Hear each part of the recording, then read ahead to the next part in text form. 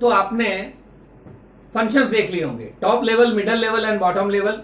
Friend, जब हम लोग मिलके सॉल्व करते थे वो वाला आंसर अभी मैं सिर्फ अकेला सॉल्व करूं। Difference between these three levels simultaneous, मतलब ऐसा नहीं दो लेवल का अलग से, तीनों तीन का एक साथ। जो आपके टेक्स्ट बुक में जैसे ही फंक्शंस कंप्लीट होते हैं उसके नेक्स्ट पेज पे एक पूरा पेज उसको डेडिकेटेड है। कौन सा है वो पेज नंबर? 7 पेज नंबर पे आपको पूरा डिफरेंस दिया हुआ है, top level, middle level and bottom level management. उनके पॉइंट्स को अपन बताते हैं। फ्रेंड, आप पहले गैस करो ना कौन सा पॉइंट आपको याद है। मैं पहले रफली मतलब आर्बिट्रल पॉइंट बताऊंगा, फिर इन्हें सिंक्रोनाइज करेंगे, सीक्वेंस में देखेंगे। फिर पहला पॉइंट ऐसा नहीं बोल सकते एकदम इजी जो है वो, कि at top level more authority and responsibility, at middle level क्या कहेंगे, माइल्ड या एवरेज ऑथोरिटी एंड रिस्पॉन्सिबिलिटी। एक मिनट, इस पॉइंट को आप ऐसे भी लिख सकते हैं, at top level authority and responsibility of whole firm concern, at middle level authority and responsibility of the concerned department, and at bottom level authority and responsibility related to their work only। दोनों में से कोई भी वैसे, मतलब यहां पे authority and responsibility कैसी होगी यार, हाईएस्ट, यहां पे मॉडरेट और यहां पे क्या होगी, लोएस्ट। तो मुझे ये बताओ फ्रेंड, रिस्क कहां पे ज्यादा होगा? बहुत ऑब्वियस, कौन से लेवल पे? Any guess? Risk more at which level, top level, middle level और bottom level? Speedy, top level. Exactly right, risk is more at the top level. Friend, जितनी ज्यादा आपके पास पावर होती है ना, वो मैंने आपको एक डायलॉग कहा था लास्ट ईयर भी, वो सुपरमैन पिक्चर का है, with great powers comes great responsibilities. मतलब हाईएस्ट यहां पे पावर है तो रिस्क ज्यादा, यहां पे रिस्क लेस होगा और यहां पे रिस्क लीस्ट होगा। ये तो इंग्लिश पढ़ा रहा हूं, मतलब more risk, less risk and least risk. लेकिन आपको एग्जाम में थोड़ा पूरा लिखना पड़ेगा कि at the top level the risk is highest, at the middle level the risk is low and here lowest. Tell me number of persons, कहां पे ज्यादा होंगे, कहां पे कम और कहां पे, सैंडविच में तो नक्की है। So the number of person working are lowest, less at top level. कम ही होंगे ना, ऐसा थोड़ी ना होता कि हमारे फर्म में 4000 मैनेजिंग डायरेक्टर है और 10,000 चेयरपर्सन है, नॉट पॉसिबल। पर्सन आर एकदम लेस, यहां पे पर्सन एवरेज होंगे and highest number of person are there at which level, bottom. मतलब फ्रेंड, पहला जो डिफरेंस का हेडिंग वाला पॉइंट था वो था ऑथोरिटी एंड रिस्पॉन्सिबिलिटी या पावर। सेकंड को आप रिस्क मान सकते हैं, थर्ड को अभी जो मैंने कहा वो था नंबर ऑफ पर्संस। अब एक चीज मैं आपको थोड़ा जो टेक्स्ट का फर्स्ट पॉइंट है उसके रिलेटेड एक गाइडलाइन दूं, मैनेजमेंट एंड एडमिनिस्ट्रेशन। फ्रेंड, मेरी डिक्शनरी में तो दोनों सेम है, बट वो लोग कहते हैं मेंटल वर्क ज्यादा हो तो मैनेजमेंट और फिजिकल वर्क ज्यादा हो तो administration. Repeating, mental work management, M square, physical work या दूसरी चीजें ज्यादा हो तो administration. So here more management and least administration. Top level पे more management, least administration. Middle level पे बुक में ये लिखा है कि less management and more administration. मैं कहूंगा बैलेंस्ड, मैनेजमेंट और एडमिनिस्ट्रेशन बैलेंस होगा। फिर जो आपका मन करे वो लिखना। बॉटम पे तो बट ऑब्वियस एक बात है कि मोर एडमिनिस्ट्रेशन, फिजिकल वर्क ज्यादा, मेंटल वर्क कम, लेस मैनेजमेंट आना चाहिए दोस्तों। देन आगे के पॉइंट, आपके पास कौन सी क्वालिटीज या क्वालिफिकेशन चाहिए अगर टॉप लेवल पे होना हो तो? ऑलराउंडर। ओवरऑल आपके पास हर एक टैक्टिक्स, ट्रिक्स होने चाहिए। Overall capabilities are required for top level. Departmental ability should be required, you have to handle out the department या एट द मिडल लेवल। और work oriented, subdivision oriented capabilities are required at which level या bottom level. मतलब हमने जो difference के points देखे उसके headings में फिर से तो भी एक बार बताने की ट्राई करूं आपको। पहले हमने ये देखा ऑथोरिटी एंड रिस्पॉन्सिबिलिटी या पावर, रिस्क कितना है वो, नंबर ऑफ पर्सन कितने हैं, मैनेजमेंट ज्यादा है या एडमिनिस्ट्रेशन, मतलब मेंटल वर्क या फिजिकल वर्क, क्वालिफिकेशन क्या क्या। अरे फ्रेंड, एक पॉइंट तो मैं खुद भूल गया जो पहले बताना चाहिए। અહીંયા આની અંદર કોણ આવે છે? मतलब भाई कौन इंक्लूड था? टॉप लेवल पे कौन आएंगे यार? Tell me who are included in top level? Yes यार, डायरेक्टर्स, सीईओ, चेयरपर्सन।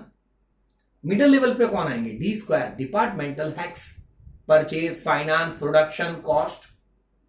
और यहां पे कौन आ जाएंगे? सुपरवाइजर, फॉरमैन या जॉबर्स, वर्कर। प्लीज यार याद रखना, workers not included in the bottom level. ये कदाच भोई तड़ियामा नीचे हसे बापू खूपी गया से, ये भी याद रखेंगे आप। और कोई पॉइंट सोचते हैं कि टॉप लेवल, मिडिल लेवल या बॉटम लेवल के बीच में क्या होगा? एक पॉइंट जो टेक्स्ट में नहीं लेकिन बार बार आपको फ्यूचर में काम आएगा, उसको इंडिकेट करो। एक सेकेंड फ्रेंड, ये क्या है? ये मत कहना यारो। Friend, who delegates authority? मतलब authority delegate by the middle level and middle level to the bottom. It's not a second arrow. Responsibility. Bottom level responsible to the middle level and middle level responsible to the top level. इन्हें कहते हैं linear flow. Authority flows downward, responsibility flows upward. वो आगे के answer में भी काम आएगा, आप डिफरेंस में इसका यूज कर सकते हैं कि टॉप कोई भी ये पॉइंट भी लिख लेना या कोई अलग वे से कि who is in the direct contact with the top level, middle level. Who is in with the direct contact with the middle level, both bottom as well as top. और bottom level किससे direct contact में है? Middle.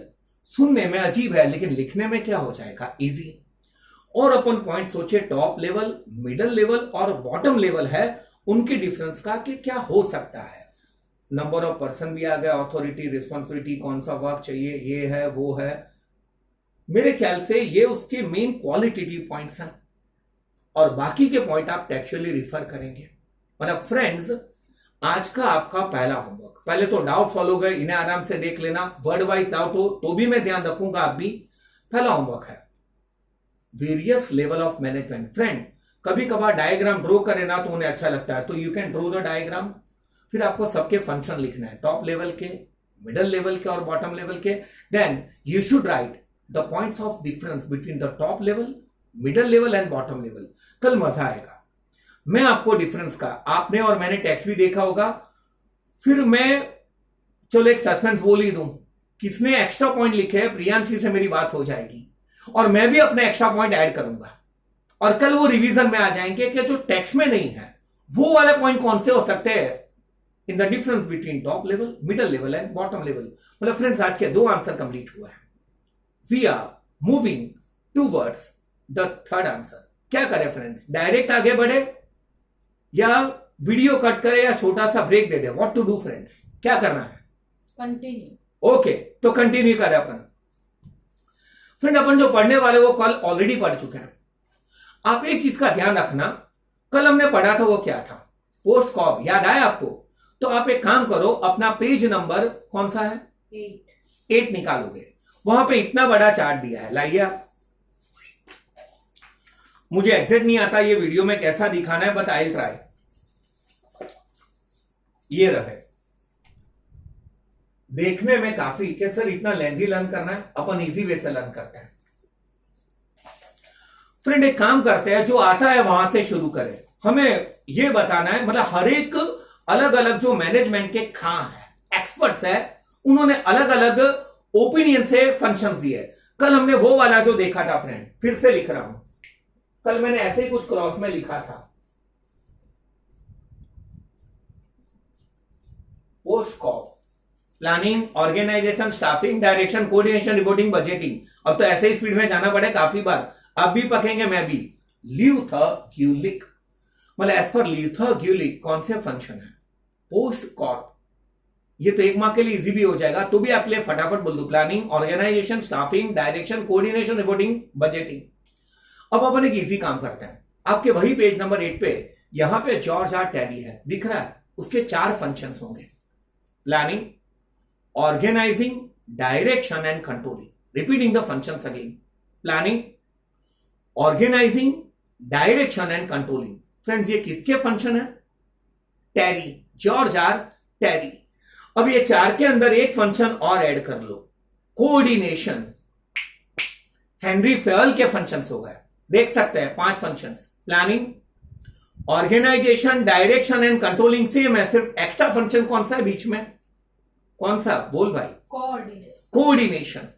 Same 4, मतलब 1 minute फिर से, ये वाले function किसके हैं? ल्यूथर, ग्यूलिक, टेरी के कौन से 4 फंक्शन है? प्लानिंग, ऑर्गेनाइजेशन, कोऑर्डिनेशन वहां पे नहीं, कौन सा? Direction and controlling. सॉरी, ये 4 के अंदर अगर कोऑर्डिनेशन ऐड करते हैं तो वो 5 function, planning, organization, coordination, direction and controlling, ये 5 फंक्शन किसके हैं फ्रेंड्स? हेनरी फायोल। और वही वाले टेरी के 4 फंक्शन में एक एक्स्ट्रा फंक्शन ऐड करें, रिपीटिंग, टेरी के 4 फंक्शन में स्टाफिंग का एक्स्ट्रा फंक्शन ऐड करें तो इधर पहले कुन्स एंड ओडोनल के हमें 5 फंक्शंस मिलेंगे, planning, organization, staffing, direction and controlling. मैं सबकी ब्रीफ बता दूं, अपना ड्रकर रह गया बीच में, पीटर एफ ड्रकर, उसकी बात करते हैं। ल्यूथर ग्यूलिक, टेरी के 4 फंक्शन, टेरी में टेर मार दो मतलब टीयर कर दो कुछ भी, उसके अंदर स्टाफिंग ऐड करोगे तो हमें कुन्स ओडोनल मिलेंगे, उसके अंदर कोऑर्डिनेशन ऐड करोगे तो हमें फेयोल मिलेगा। आना चाहिए दोस्तों। फ्रेंड, पीटर एफ ड्रकर ये 1 मार्क के लिए पूछते हैं कि व्हाट इज मैनेजमेंट या functions of management as per Peter Drucker. मतलब फ्रेंड, हम लोग जो आंसर पढ़ रहे हैं वो कौन सा है? और शायद मेरे वे से ये आज के दिन का ऑलमोस्ट लास्ट आंसर होगा। फिर अपन आगे के टॉपिक की थोड़ी सी शायद एक आध पजल कुछ भी देखते हैं एंड में। मतलब नॉर्मली हाँ स्लाइट लेंथी आंसर है, लेकिन आपको अपने वर्डिंग। हाँ, एक और बात बता दूं आगे पढ़ने से पहले, भाड़ में जाए यार। फ्रेंड, हम लोग आज वही पढ़ने वाले हैं। टेक्स्ट में दिया है प्लानिंग का मतलब organization, staffing, direction, controlling, coordination. Textbook में सिर्फ कोऑर्डिनेशन के कैरेक्टरिस्टिक्स और इंपॉर्टेंस ये, बाकी किसी के नहीं। फ्रेंड, मैं चाहूंगा ये आप टेक्स्ट का भी पढ़े और अपने वर्डिंग भी ऐड करें। ये सारे अभी एक एक पैराग्राफ में है और वही टेक्स्ट बुक के तो 3 से लेकर 7 या 8 तक के चैप्टर्स है। तो you can write any damn whatever you like. हाँ, वो टॉपिक से कनेक्टेड होना चाहिए। Friend, before moving to the functions formally, पहले अपन वो देखते हैं व्हाट इज या what are the function as per Peter F Drucker. तो उसके अकॉर्डिंग है, बहुत टफ है, बहुत ध्यान देना। 13 पॉइंट्स हैं। It is nothing but management of the business, management of the managers and management of the workers. 3 point हो गए, 10 मुझे नहीं आते, मस्ती कर रहा था। ओवर है फ्रेंड्स, मतलब एज पर ये इंपॉर्टेंट है या 1 आध मार्क के लिए, और अगर हट गया बोर्ड वालों का तो 2 मार्क्स के लिए भी पूछेंगे। So what are the functions of management as per Peter Drucker, F Drucker.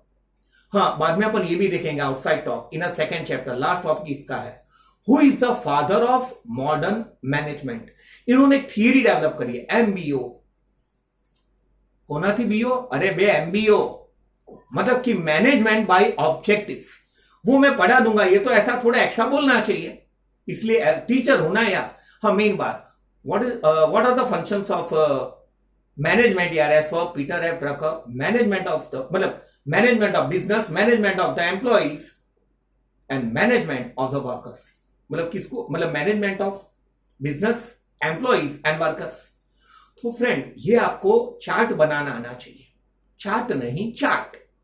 तो अपन शुरू करने जा रहे हैं ऑलमोस्ट आज का रिटर्न होमवर्क का आखिरी answer, functions of management. And friends, homework में आप उन्होंने एक पैराग्राफ में लिखा है, you have to make at least 2 और 3 पैराग्राफ, प्लीज बी केयरफुल। अब हम लोग ये देखने जा रहे हैं, टेक्स्ट में पहले उन्होंने प्लानिंग के बारे में बोला है। प्लानिंग क्या है? Tell me what is planning.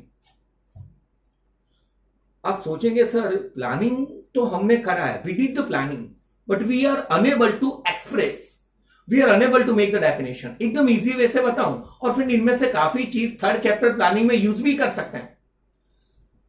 अभी यहां पे रह के पूरा नए एक्सपीरियंस से फ्यूचर के बारे में कुछ फ्रेम करना, दैट इज प्लानिंग। कल, आज और कल, in short via your past experiences in present making policies and objectives for the future, that is known as planning. समझ गए होंगे आप। मतलब प्लानिंग इज थरल मेंटल और इंटेलेक्चुअल वर्क। मतलब प्लानिंग दिमाग के ख्याली पुलाव है। पकाना आगे आएगा कि वो पुलाव कैसे पकेगा। अब आप सोचेंगे सर प्लानिंग की रिक्वायरमेंट क्या है, जब जब जो जो होना है तब तब सो होना है। बहुत ज्यादा तो मैं प्लानिंग के चैप्टर में बोलूंगा, because of many reason planning is required. First, well beginning is half done. मतलब आप अच्छे से शुरुआत करते हैं तो आधी जीत आपकी, तो प्लानिंग ही हुआ ना। या तो अपन ऐसा नहीं कहते कि फाउंडेशन पिलर स्ट्रांग होगा तो बाकी सब चीज स्ट्रांग, तो शायद वो पिलर प्लानिंग है। मुझे बहुत साल पहले एक स्टूडेंट ने डायरी गिफ्ट दी थी, उसमें मैंने एक प्रोवर्ब पढ़ा था, मैं कभी नहीं भूलूंगा। वो प्रोवर्ब ऐसा था, those who have failed to plan have planned to fail. Repeating, those who have failed to plan have plan to fail. मतलब जो प्लानिंग करने में फेल हुआ है ना, उन्होंने फेल होने का पक्का प्लानिंग कर लिया है। आना चाहिए यार। और कहां पे हेल्प करेगा प्लानिंग आपको? फ्रेंड, ऑब्जेक्टिव्स होते उसे अचीव करने के, पाने के, there are various option. Planning हमें बेस्ड ऑल्टरनेटिव्स को सिलेक्ट करने में क्या करेगा? हेल्प। ये भी प्लानिंग है। और एक चीज एक्स्ट्रा बता दूं, लाइफ में हमेशा एक चीज होनी चाहिए, जोर का झटका धीरे से लगे, दैट इज प्लानिंग। फ्रेंड, हमें पता था कोरोना आने वाला है। फ्रेंड, हमें पता था कितना बुच लगने वाला है, कितने लॉकडाउन के डेज होने वाले हैं। फ्रेंड, एक्सटर्नल फैक्टर्स अनसर्टेन है, सर्टेन है आप। ये तो आध्यात्मिक बात हो गई कि आप इनर, अंदर को संभाल लो तो बाहर इजीली सॉर्ट आउट हो जाएगा। That is planning. खत्म कर रहा हूं प्लानिंग, मैंने ज्यादा बोला है, ब्रीफ दे दूं। मेंटल, अब पढ़ तो लिया सिंक्रोनाइज वे से, मेंटल और फिजिकल, सॉरी मेरी मिस्टेक है, फिजिकल ऐसे ही वो हम भी रट्टा, मतलब इट इज मेंटल और intellectual work. It is regarding the past, present and for the future, जो हमें बेस्ट ऑप्शन चूज करने में हेल्प करेगा, जहां पे सारे मेन और सब्सिडरी ऑब्जेक्टिव्स क्या होने वाले हैं डिटरमाइन। और इतना समझ लेना, all the other functions depends on what? Planning. बाकी के, ये फर्स्ट फंक्शन है जिसके ऊपर सारे फंक्शंस क्या होने वाले हैं? बेस्ड। और जो हमें जोर का झटका धीरे से लगाने में क्या करेगा? हेल्प।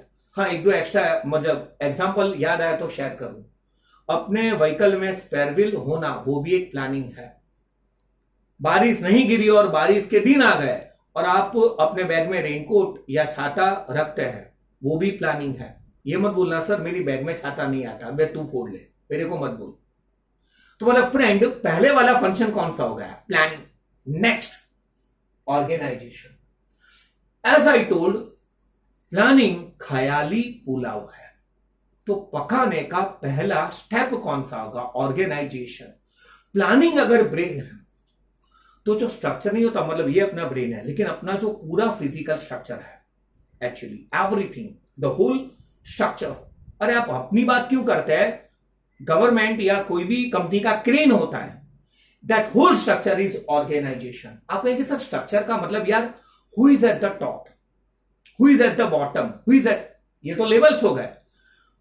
कौन किने आंसरेबल है, कौन किने ऑर्डर देगा, किसकी बात माननी है, कितने लेवल से, कहां पे कौन है? फ्रेंड, ये नक्की नहीं करे तो क्या होगा? सोचिए।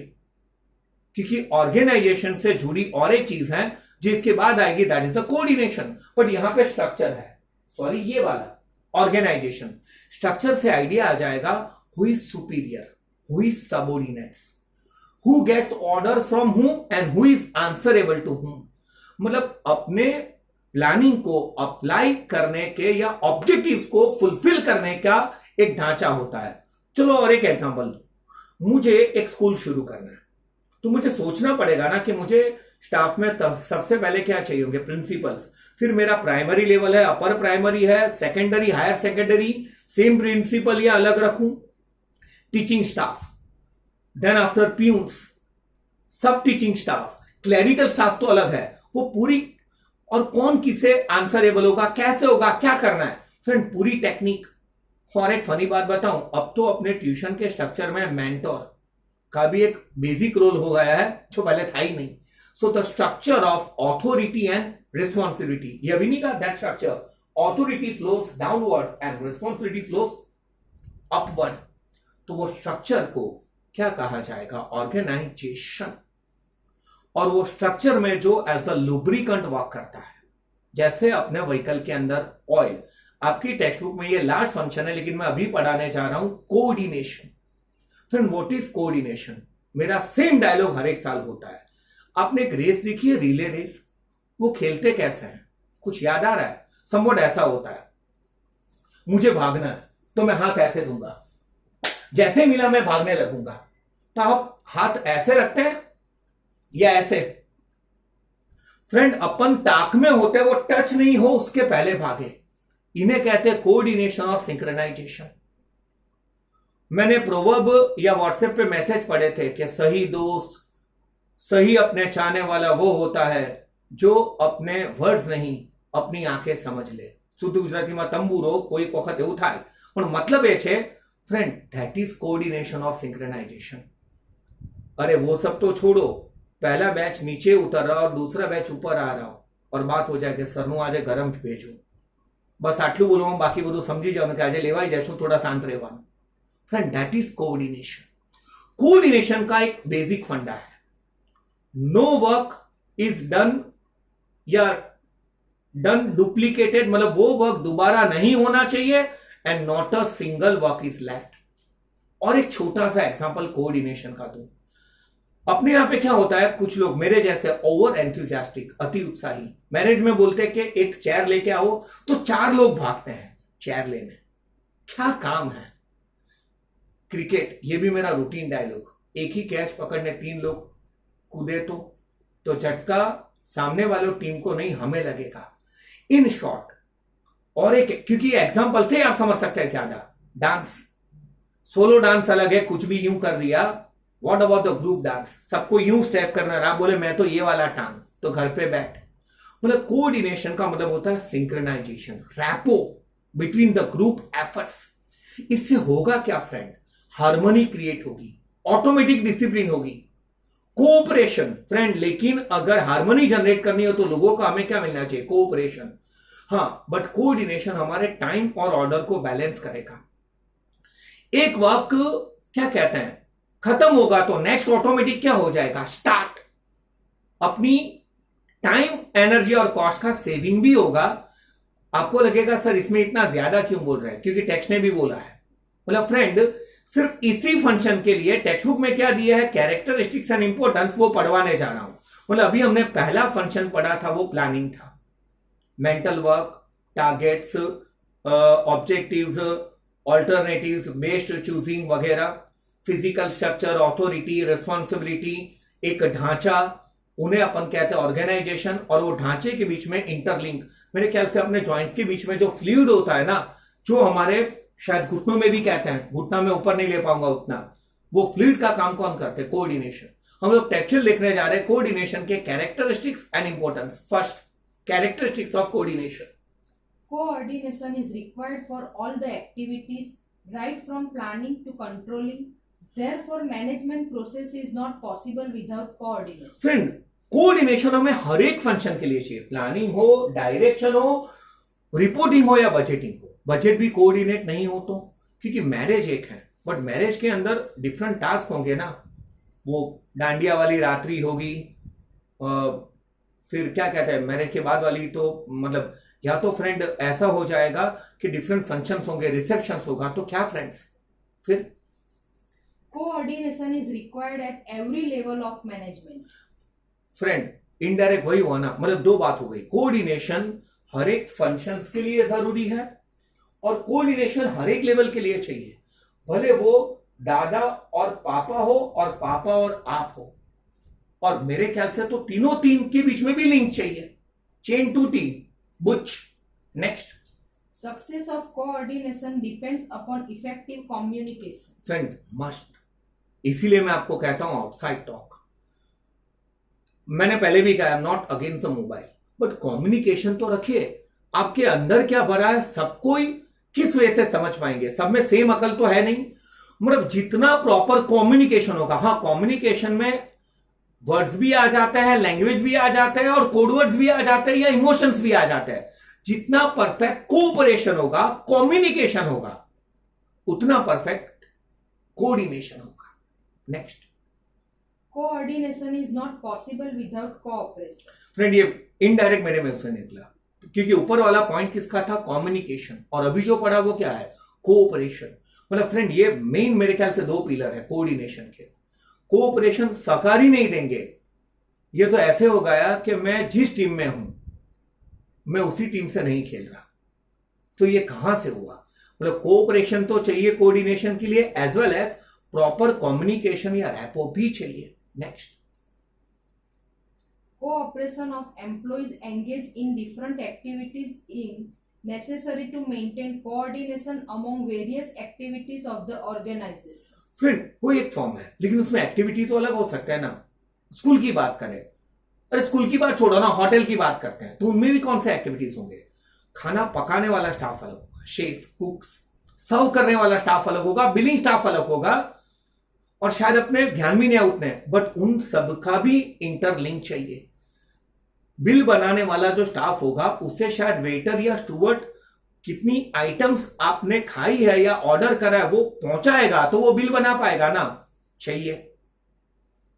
Optimum utilization of Yes. business resources is possible due to coordination. Friend coordination होगा तो क्या होगा? आप अपनी एनर्जी का मैक्सिमम यूज कर पाओगे, क्योंकि कोऑर्डिनेशन का मतलब है बिना कहे समझ जाना और उससे अप्लाई करना शुरू कर देना। लास्ट था, Last, okay. coordination is a part of every activity of management. Therefore, coordination is considered soul of management. Friend ये ऊपर जो कहा वही है कि इन शॉर्ट सब एक्टिविटीज के लिए क्या चाहिए? कोऑर्डिनेशन। इसीलिए सारी एक्टिविटीज का हृदय, सोल, आत्मा क्या है? कोऑर्डिनेशन। और वो तो हर एक जगह चाहिए। एग्जाम में आपको शायद इनमें से भी 1-2 पॉइंट आप इंपोर्टेंस में लिख सकते हैं। एक बार फटाफट टेक्स्ट में इसके ही आपको कैरेक्टरिस्टिक से इंपोर्टेंस दिए वो बता दूं। पहला इंपोर्टेंस का पॉइंट, क्या फायदे होते हैं कोऑर्डिनेशन से? एग्जाम में ये पूछने का चांस ज्यादा है। पहले वाला point, Coordination makes management functions like planning. एक मिनट सीधा होगा ना। हमने कैरेक्टरिस्टिक में क्या देखा कि सारे फंक्शंस के लिए कोऑर्डिनेशन चाहिए, तो सारे फंक्शंस को स्मूथ कौन बनाएगा? कोऑर्डिनेशन। फिर हमने ये भी देखा, अब बुक में है या नहीं, भाड़ में जाए, कि सारे लेवल्स के बीच में भी कोऑर्डिनेशन चाहिए, तो सारे लेवल्स के बीच में रैपो कौन मेंटेन करेगा? Why the rapport is there between all the levels of management? Due to only one thing, what is that? Coordination. अपन अपने पॉइंट्स भी ऐड करेंगे friends. Next, Coordination makes possible all the business activities in a easy manner. अब friend ये तो coordination से सारे काम कैसे होंगे? इजी होंगे, स्मूथ होंगे, माखिन के माफिक, मक्खन के माफिक, M²। Coordination leaves work incomplete and no possibility of the इनमें शायद duplication. टेक्स्ट में एक मिस्टेक है। Coordination makes no work incomplete, मतलब कोई भी काम अधूरा नहीं रहेगा और कोई भी काम डबल नहीं होगा, क्योंकि डबल वही काम करोगे तो वो वेस्टेज होगा और काम रह गया तो बूछ है। नेक्स्ट, मतलब आपको यहां पे not a single work remains incomplete, वो वाले सेंस में, मतलब टेक्स्ट में क्या लिखा है? Leaves work incomplete. Not the leaves any work incomplete, ऐसा कुछ, वो आप प्लीज देख लेना friends. Coordination maintains harmony among various departments of management. Friend अलग अलग डिपार्टमेंट्स है तो उनके बीच में रैपो कौन मेंटेन करेगा? इवन तो एक डिपार्टमेंट के अंदर भी सब डिपार्टमेंट्स हो, पर इसका मेन काम होता है रैपो मेंटेन करना, हर्डल्स नहीं होगी। Next, Coordination enables to maintain a balance between order and time to business activities performed by various departments. Friend coordination का काम होता है ऑर्डर मेंटेन करना, किसके बीच में? जैसे कि एक प्रैक्टिकल एग्जांपल, मैं खुद सोच रहा था कि ये वीडियो में मैं सारा पढ़ा दूं, लेकिन शायद मैं यहां पे ब्रेक दूंगा, बाकी के फंक्शन बाद में। मतलब एक तरफ टाइम है, एक तरफ वो ऑर्डर है, जिस ऑर्डर का मतलब ऑर्डर देना नहीं, जिस सीक्वेंस में काम होगा, मतलब उस ऑर्डर और टाइम को मैच करने का काम कौन करता है? कोऑर्डिनेशन। लास्ट था ना? Last है।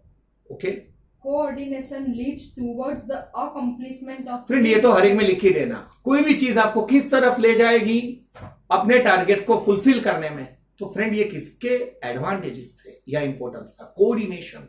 मतलब अमॉन्ग द वेरियस फंक्शन, पहले हमने वो चार्ट पढ़ा, ल्यूथर ग्यूलिक, यहां पे टेरी भैया के 4 फंक्शंस, और यहां पे कोऑर्डिनेशन ऐड करें तो फेल, वहां पे स्टाफिंग ऐड करें तो कुन्स एंड ओडोनल, और लीथर गिलिक तो आपके पास है, और ट्रकर के वो management of business employees and workers वो पढ़ा। फिर हमने सारे फंक्शन पढ़ना शुरू करा, जिनमें से हमने पहला फंक्शन कंप्लीट करा प्लानिंग, ब्रेन, स्ट्रक्चर, ऑर्गेनाइजेशन, और जो बुक में लास्ट फंक्शन है कोऑर्डिनेशन वो देखा, उसके कैरेक्टरिस्टिक्स और एडवांटेजेस, ये इंपॉर्टेंस पढ़ा। आखिरी सेशन में, मतलब मैं ब्रेक देने जा रहा हूं, हम लोग देखेंगे remaining functions of management. Minute break ले रहे दोस्तों, बने रहिएगा।